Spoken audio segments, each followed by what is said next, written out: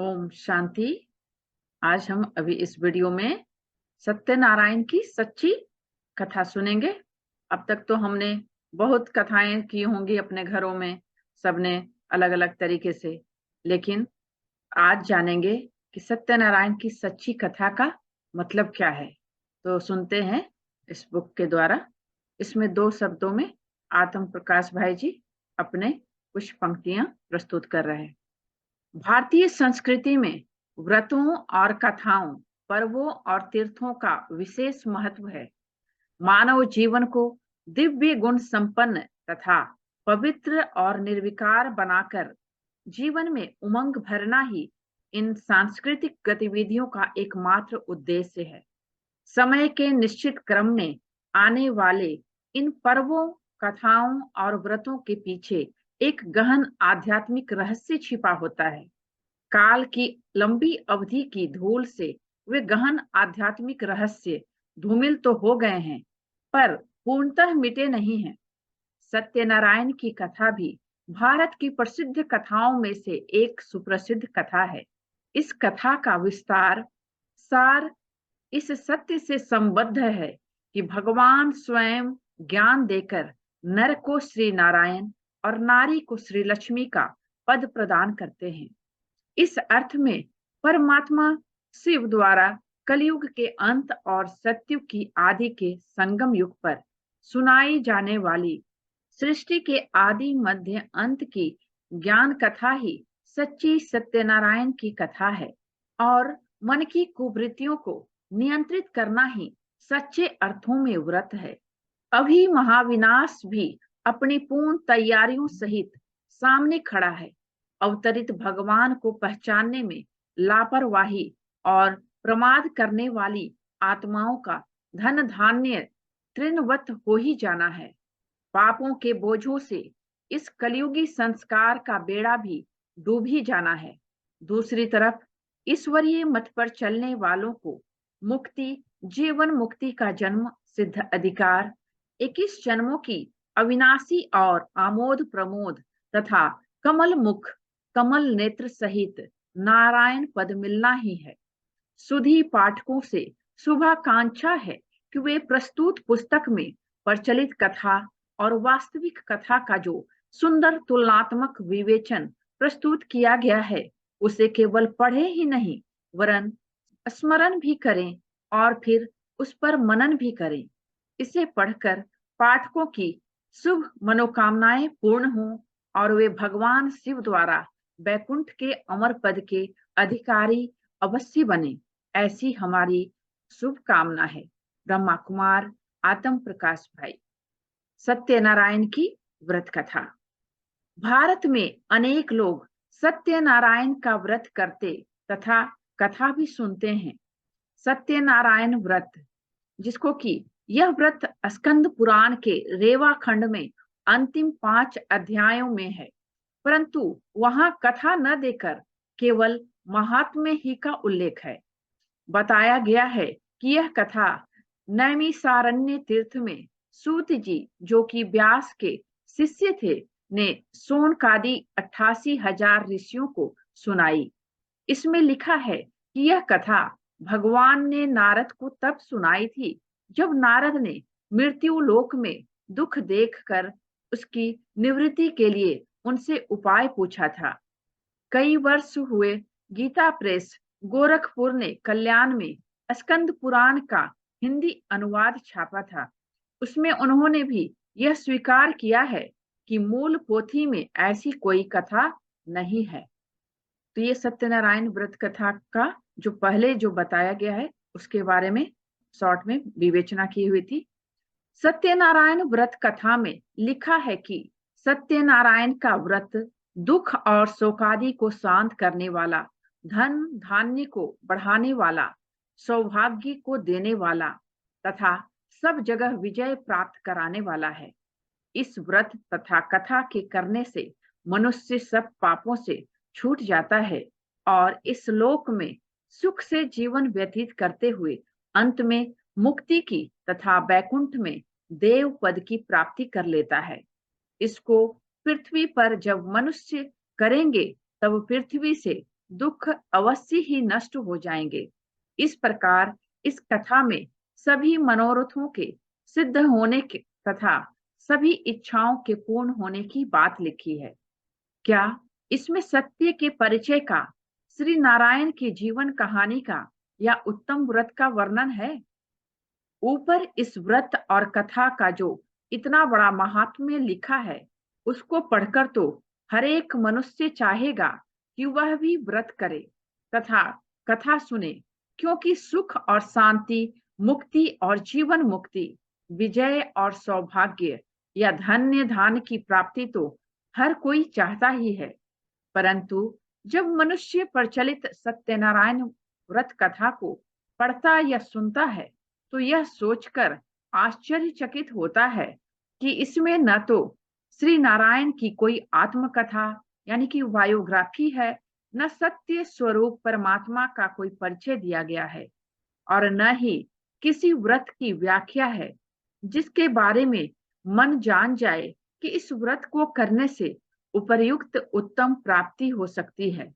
बल्कि इसमें तो केवल व्रत की ही कथा है, अर्थात केवल यही लिखा है कि अमुक अमुक ने इस व्रत को किया तो उसे धन धान्य, मुक्ति और वैकुंठ पद की प्राप्ति हुई, और अमुक अमुक ने इस मत को करने का संकल्प भी नहीं किया या व्रत का प्रसाद नहीं लिया तो वे विपत्ति या दुख में पड़ गए। उदाहरण के तौर इसमें सबसे पहली कथा तो यह है कि काशीपुरी में सतानंद नाम वाला एक अत्यंत निर्धन ब्राह्मण था, जो कि भीख मांगने पर भी भूख से पीड़ित रहता था। भगवान उसके सम्मुख एक बूढ़े ब्राह्मण के रूप में आए और उन्होंने उसे सत्यनारायण व्रत करने के लिए कहा। उस व्रत को करने से उसे धन संपत्ति तथा सुख का लाभ हुआ। वह उसे हर मास करने लगा और अंत में उसे मुक्ति की प्राप्ति हुई। दूसरी कथा लकड़ी बेचने वाले एक निर्धन भील की है। वह भी इस व्रत को करने से निर्धनता, दुख तथा शोक से छूट गया और अंत में वैकुंठ में देव पद को प्राप्त हुआ। स्पष्ट है कि कहीं भी यह उल्लेख नहीं है कि इन्होंने कौन सा व्रत किया, कैसे किया और कौन सी कथा सुनी। क्या कथा में वर्णित व्रत से इतनी उच्च प्राप्ति हो सकती है? अब सोचने की बात है कि आज जो सत्यनारायण व्रत की प्रचलित रीति है, उसके अनुसार व्रत करने या व्रत कथा सुनने से क्या इतनी उच्च प्राप्ति हो सकती है? व्रत की प्रचलित रीति तो यह है कि लोग प्रातः निराहार रहते हैं, पुष्प हाथ में लेकर सत्यनारायण का ध्यान करते हैं, उसकी विधि पूर्वक स्तुति करते हैं और प्रसाद लेते तथा मीठा भोजन करते हैं।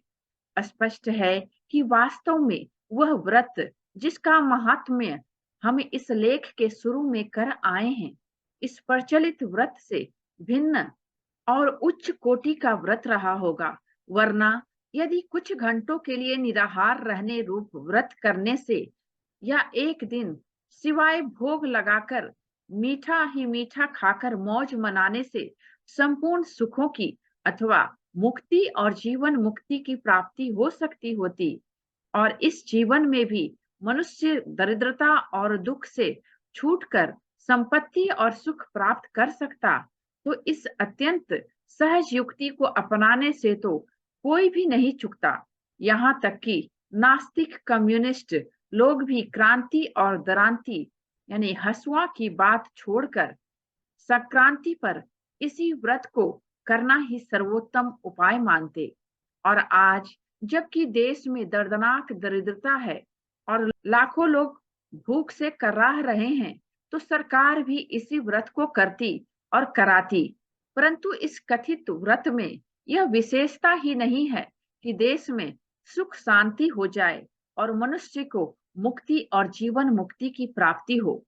अब इस व्रत कथा में जो मुख्य कथा है, उस पर विचार करने पर भी आप यही देखेंगे कि उसमें सत्य स्वरूप परमात्मा का परिचय या श्री नारायण की आत्मकथा का या सच्चे व्रत का कहीं भी उल्लेख नहीं है।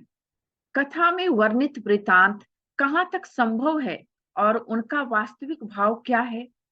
सत्यनारायण व्रत कथा में जो सबसे बड़ी कथा लिखी हुई है वह यह है कि एक वैश्य ने यह संकल्प किया कि यदि उनके संतान होगी तो वह इस व्रत को अवश्य करेंगे। परंतु जब उसके एक कन्या उत्पन्न हुई तो उसने अपना वचन टाल दिया और कहा कि इसके विवाह के अवसर पर व्रत करूंगा। परंतु उस अवसर पर भी वह व्रत करना भूल गया।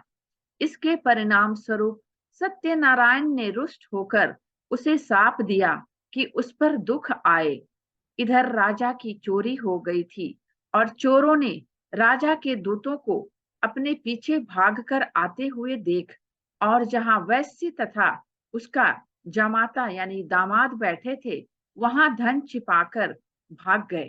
तो राजा के दूत वैश्य और उसके जमाता को चोर मानकर पकड़कर राजा के पास लेकर गए, जिसने उन्हें जेल में बंद करा दिया। उधर वैश्य की स्त्री ने पति के लौटने के मनोरथ को लेकर सत्यनारायण व्रत किया और भगवान ने राजा को स्वप्न दिया कि इन दोनों को छोड़ दो वरना मैं तुम्हारा नाश कर दूंगा।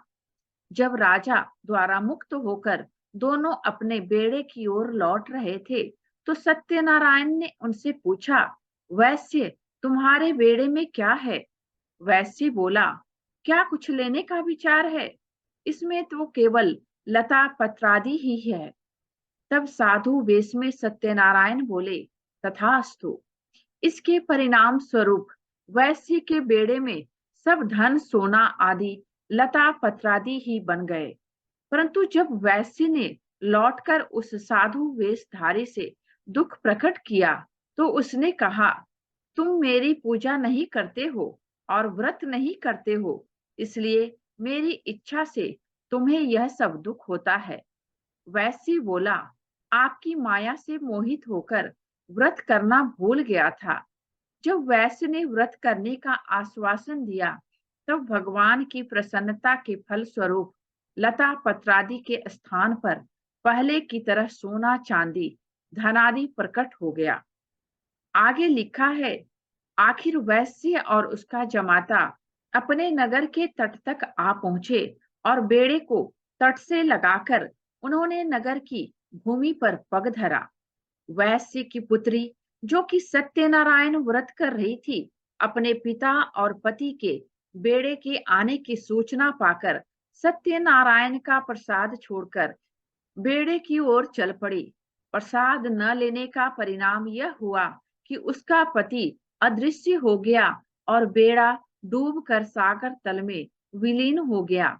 परंतु वह जब दुखी होकर रोने लगी और उसके पिता वैश्य ने यह संकल्प किया कि उसका जमाता आ जाएगा तो वह सत्यनारायण का व्रत करेगा, तब आकाशवाणी हुई, कलावती वैश्य की पुत्री प्रसाद छोड़कर आई है, वह जाकर प्रसाद खा आवे तो उसका पति लौट आएगा। वह गई और जब प्रसाद खाकर लौट आई तो उसका पति प्रकट हो गया और डूबा हुआ बेड़ा भी फिर तैर आया। ऐसे ही कथा राजा तुंगभद्र की है, जिसने सत्यनारायण के व्रत का तथा कथा का निरादर करने से दुख पाया और बाद में कथा व्रत आदि के द्वारा सुख पाया।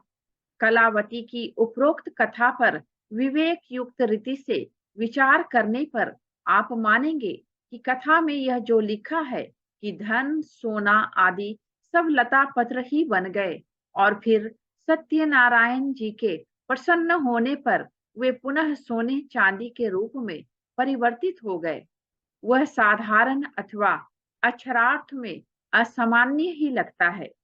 इसी प्रकार सत्यनारायण जी के रुष्ट होने के कारण कलावती के पति के अदृश्य होने तथा वेड़े के डूबकर समुद्र तल में विलीन हो जाने तथा फिर सत्यनारायण जी के प्रसन्न होने पर बेड़े के तर जाने तथा कलावती के पति के प्रकट हो जाने की बात भी वाच्यार्थ में असंभव ही प्रतीत होती है।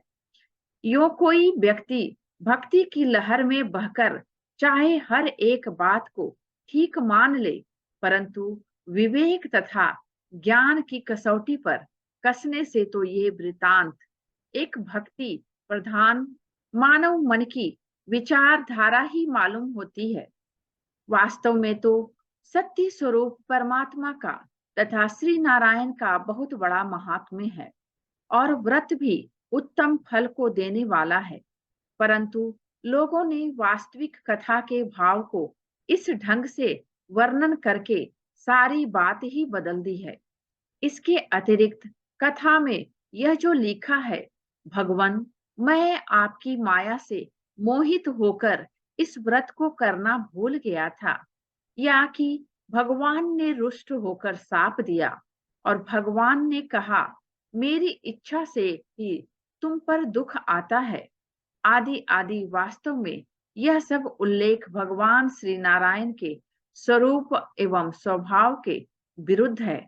भगवान तो सदा आनंद स्वरूप और सर्वहितकारी है। वह कभी किसी को भी साप या दुख नहीं देते। वह तो सुख शांति के दाता और कल्याणकारी हैं। दुखी तो मनुष्य अपने ही बुरे कर्मों के कारण होता है। पुनश्च भगवान तो मायातीत है। उन्हें माया कदापि लेश मात्र भी स्पर्श नहीं कर सकती। अतः यह कहना कि भगवान की माया से हम मोहित होते हैं बिल्कुल अनर्थकारी है। इसके अतिरिक्त कथा में दंडी साधु के रूप में भगवान का आना और वैश्य को साप देकर नदी तट पर जाकर बैठ जाना आदि आदि भी कुछ ऐसे उल्लेख हैं जो कि भगवान के स्वरूप और अवतरण की रीति नीति आदि के विरुद्ध है और वास्तव में भगवान के महात्म्य को बढ़ाने वाले नहीं हैं। भगवान का जन्म और उनके कर्तव्य तो दिव्य हैं और दिव्यता का यह अर्थ नहीं है कि वह इस प्रकार दंडी साधु का रूप धारण करके खावम खाह एक आदमी के पीछे पड़कर उसे साप देकर नदी तट पर जाकर बैठ जाते हैं और फिर उसके आने तथा दुख प्रकट करने पर कहते हैं कि मेरी इच्छा से तुम्हें दुख हुआ है क्योंकि तुम मेरी पूजा नहीं करते। और यहाँ पर जो भगवान का जन्म और उनके कर्तव्य तो दिव्य हैं कि जो लिखा है उसके बारे में हम परमात्मा का अवतरण कब और कैसे इस बुक से जानेंगे। तो हम इस बुक को भी नेक्स्ट टाइम पढ़ेंगे। वास्तविक व्रत और वास्तविक भाव। अतः उपर्युक्त रीति से विचार करने पर इस निर्णय पर पहुंचना स्वाभाविक है कि वास्तव में वह व्रत हो कि भगवान ने वृद्ध ब्राह्मण के रूप में आकर करने के लिए कहा था और जिसका इतना ऊंचा महात्म्य है। कोई और ही व्रत था और भगवान के इस कथन का भाव भी कुछ और ही था। पहले तो आप यह देखिए कि यहाँ कहा गया है कि यह कथा नैमिषारण्य तीर्थ में सुनाई गई थी। ये नैमिषारण्य सीतापुर जिले में है, परंतु यदि आध्यात्मिक दृष्टिकोण से देखा जाए तो इस प्रसंग में मन ही नैमिषारण्य है, क्योंकि निमेष अर्थात पलक झपकने जितनी देर में जहां आत्मा का अनुभव हो जाए वही नैमिष तीर्थ है। अरण्य वन को कहते हैं। जब हम मन को निर्जन वन के समान बना देते हैं, अर्थात किसी भी मनुष्य या देहधारी को याद करने की बजाय एक परमात्मा ही की स्मृति में स्थित हो जाते हैं, तो भ्रिकुटी रूपी कुटी में बैठकर आत्मा को स्वरूप का अनुभव होता है। अब तनिक तीर्थ शब्द की ओर भी ध्यान देने की आवश्यकता है। तीर्थ तारने वाले को कहते हैं। अतः तीर्थ किसी वन में या जलाशय के स्थान पर होने को ही नहीं कहते, बल्कि गुणों की धारणा तथा पवित्रता ही सच्चा तीर्थ है। स्वयं स्कंद पुराण, जिसमें सत्यनारायण व्रत कथा मिलती है, कि काशी खंड में ही कहा है कि सत्य, क्षमा, दया, इंद्रिय निग्रह, मधुर वचन, संतोष आदि सभी तीर्थ हैं। अतः मन रूपी वन में इन दिव्य गुणों की धारणा करके एकटिक बैठना ही नैमिषारण्य में व्रत कथा के लिए तैयार होना है। अब यह भी समझने की बात है कि व्रत का क्या अर्थ है। वास्तव में किसी भी नियम या दिव्य गुण को धारण करके उसे अपनाए रहने के लिए दृढ़ संकल्प किए रहना ही व्रत लेना है। इस दृष्टिकोण से ब्रह्मचर्य तथा इंद्रिय निग्रह की सर्वोत्तम तीर्थ तथा सर्वोत्तम व्रत है। स्वयं स्कंद पुराण जिसमें यह कथा है उसमें भी यह कहा है, परंतु लोग इस प्रकार के वन, तीर्थ और व्रत पर तो ध्यान ही नहीं देते। तब वह नर से श्री नारायण बनने की सत्य कथा सुनने के ना पात्र ही बनते और न ही उस कथा का कथित फल ही प्राप्त कर सकते हैं। आज जबकि एक साधारण वृद्ध ब्राह्मण के तन में दिव्य प्रवेश करके सत्य स्वरूप परमात्मा शिव ने हमें नर से श्री नारायण बनने की सच्ची कथा सुनाई है, तो हम जान सकते हैं कि वह व्रत कौन सा है और वह सत्य कथा कौन सी है। जैसे कि ऊपर कहा गया है, वास्तव में वह व्रत है ब्रह्मचर्य अथवा पूर्ण पवित्रता का व्रत। भगवान कुछ घड़ियों के लिए निराहार करने की आज्ञा नहीं देते, बल्कि कलयुग के अंत और सतयुग के आदि के बीच जो संगम समय है, उस थोड़े से काल में निर्विकार जीवन व्यतीत करने की आज्ञा देते हैं। आज मनुष्य ने काम, क्रोध आदि विकारों को आत्मा का आहार मान रखा है, तभी तो वे नित्य इन विकारों में वर्तते तथा इन्हें स्वाभाविक मानते हैं। भगवान कहते हैं कि विकारों रूपी आहार को छोड़ना ही सच्चा सर्वोत्तम व्रत है। वह निर्विकार जीवन व्यतीत करने की आज्ञा देते हैं। वास्तव में तन मन धन से कोई भी बुरा कर्म न करना, यही सर्वोत्तम व्रत है, जिसको करने से नर कंगाल से ताजधारी, निर्धन से सदा धनवान, रोगी से सदा निरोगी तथा सुखी संपत्तिवान बन जाता है और मुक्ति को तथा वैकुंठ में देव पद को प्राप्त कर लेता है।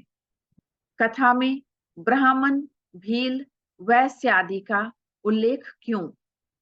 इस व्रत को भील, ब्राह्मण, राजा, व्यापारी, नर नारी सभी कर सकते हैं और इस लोक में सुख भोगते हुए भविष्य में भी वैकुंठ का सुख प्राप्त कर सकते हैं। कथाकार ने इस भाव को स्पष्ट करने के लिए नारी कलावती और लीलावती, व्यापारी वैश्य और उसके जामाता, राजा उल्कामुख, भिखारी, ब्राह्मण और भील आदि की कथाएं बना दी है और उनमें असंभव बातें मिश्रित कर दी है। उसने भगवान शिव का स्पष्ट परिचय भी नहीं लिखा और जिस वृद्ध ब्राह्मण के तन में भगवान प्रविष्ट अथवा सन्निविष्ट हुए और उसको ब्रह्मा नाम दिया, उसका भी परिचय नहीं दिया। इस प्रकार सारा भाव अस्पष्ट, अनिश्चित और असंभव मालूम होता है। सारी बात बिगड़ गई है। कौन सा बेड़ा किसमें डूबता है और कौन सा बेड़ा तैरता है? पुनश्च भगवान कहते हैं कि जो नर नारी निर्विकार जीवन व्यतीत करने रूपी व्रत को करेंगे, वे धन धान्य से संपन्न हो जाएंगे और संसार रूपी सागर से उनका जीवन रूपी बेड़ा तर जाएगा। और जो इस व्रत को नहीं करेंगे, उनका जीवन रूपी बेड़ा शोक सागर में डूब जाएगा। परंतु कथाकार ने स्थूल बेड़े के डूबने की और तैरने की बात लिख दी है। धन और रत्न के लता पत्रादि बनने का भावार्थ। इसके अतिरिक्त भगवान तो कहते हैं कि तन मन धन मेरे अर्पण करके स्वयं को ट्रस्टी अर्थात निमित्त मान कर चलो, ताकि आपकी आसक्ति मिट जाए और कल्याण हो जाए। अब जो लोग ब्राह्मण श्रेष्ठ ब्रह्मा के मानवी तन में प्रविष्ट भगवान के इन महावाक्यों से यह अर्थ लेते हैं कि शायद भगवान को उनसे कुछ लेने की इच्छा है, तो वे भगवान से अपना धन धान्य आदि छिपाते हैं। वे यह नहीं समझते कि भगवान तो धन संपत्ति आदि के दाता हैं, वह हमारा लेकर क्या करेंगे। तो जो इस प्रकार भगवान के अर्पणमय न होकर उसको भी मांगने वाला समझते हैं, उनका इस विश्व में कल्याण नहीं होता, क्योंकि उनकी मोह ममता नहीं मिटती। अब उनके कल्याण की बात को कथाकार ने इस प्रकार लिख दिया है कि भगवान के शाप से उनका सब धन धान्य लता पात्रादि बन जाता है, और पुनः व्रत रखने पर उनके वरदान से वह धन और सोना बन जाता है। कथाकार के इस प्रकार के लेख से असंभावना का तत्व आ गया है, क्योंकि वास्तव में धन कभी लता या पत्रों का रूप धारण नहीं कर सकता। अतः वास्तविक भाव को इन अविश्वसनीय शब्दों में व्यक्त करने से सारी बात बिगड़ गई है। संक्षेप में हम पुनरावृत्ति का विचार न करते हुए यही कहना चाहेंगे कि सत्य स्वरूप भगवान शिव नर को श्री नारायण सा बनाने के लिए अथवा मुक्ति और जीवन मुक्ति के योग्य बनाने के लिए पवित्रता अथवा ब्रह्मचर्य रूपी व्रत बताते हैं। श्री नारायण रूपी लक्ष्य की स्मृति बनाए रखने की आज्ञा देते हैं और अर्पणमय जीवन व्यतीत करने की सम्मति देते हैं। जो इस पवित्रता रूपी व्रत का पालन करता है वह तर जाता है और धन संपत्ति का मालिक बन जाता है, और जो नहीं करता उसका जीवन रूपी बेड़ा डूब जाता है। अब हम पहले सत्य स्वरूप परमात्मा का परिचय व्यक्त करते हैं और उसके बाद सत्य नारायण की सच्ची कथा का उल्लेख करेंगे। सत्य अर्थात परम पिता परमात्मा का परिचय। परम पिता परमात्मा निराकार है, ज्योति बिंदु स्वरूप है, ज्ञान के सागर, शांति के सागर, आनंद के सागर, प्रेम के सागर, पतित पावन और मुक्ति तथा जीवन मुक्ति के दाता हैं। कल्याणकारी होने के कारण उनका दिव्य अथवा कर्तव्यवाचक नाम शिव है। भारत के लोग शिवलिंग नाम की मूर्ति बनाकर आज दिन तक पूजन करते हैं, परंतु पूजा करने वाले भक्त लोग शिव के पूर्ण तथा यथा सत्य परिचय को नहीं जानते हैं। यद्यपि चिरकाल से सर्वशक्तिवान एवं सद्गतिकारी परमात्मा शिव की सारे विश्व में इसी शिवलिंग रूप में भिन्न भिन्न नामों से भिन्न धर्मों व देशों में पूजा होती रही है, तथापि लोगों को इनका स्पष्ट ज्ञान नहीं है। भारत में गोपेश्वरम और रामेश्वरम के जो मंदिर हैं, उनसे यह स्पष्ट विदित होता है कि परमात्मा शिव श्री कृष्ण तथा श्री राम के भी श्रद्धेय, मान्य एवं पूज्य हैं। उज्जैन में या सोमनाथ में विक्रमादित्य द्वारा और मक्का में इब्राहिम के द्वारा भी इसकी स्थापना इसी रूप में हुई, और इससे यह सिद्ध होता है कि इस्लाम धर्म में जो संगे अस्वद हैं वह वास्तव में शिवलिंग ही का प्रारूप है। ईसा मसीह, नानक और दूसरे धर्म स्थापकों ने भी परमात्मा को ज्योति स्वरूप ही माना है। परमात्मा के जितने भी भिन्न भिन्न नाम हैं, वे सब उनके कर्तव्यों से संबंधित है। उदाहरण के तौर पर परमात्मा सारे जगत का व सभी आत्माओं का कल्याण करते हैं, इसलिए उन्हें हम शिव नाम से याद करते हैं। परमात्मा हम आत्माओं की 84 जन्मों की कहानी और इस सृष्टि के आदि मध्य अंत का रहस्य सुनाते हैं। अतः अमर कथा सुनाने वाला होने के कारण परमात्मा को हम अमरनाथ कहते हैं, और ज्ञान रूपी सोम रस पिलाने वाला होने के कारण उसे सोमनाथ कहते हैं, तथा मनुष्य सृष्टि का रचयिता होने के कारण उनका एक नाम विश्वेश्वर नाथ भी है, और कालों के काल होने के कारण उनका एक नाम महाकालेश्वर भी है। हम सभी आत्माओं का पिता होने के नाते उनको परम पिता परमात्मा, गॉड द फादर भी कहा जाता है, और सर्वोच्च होने के कारण अल्लाह भी कहते हैं।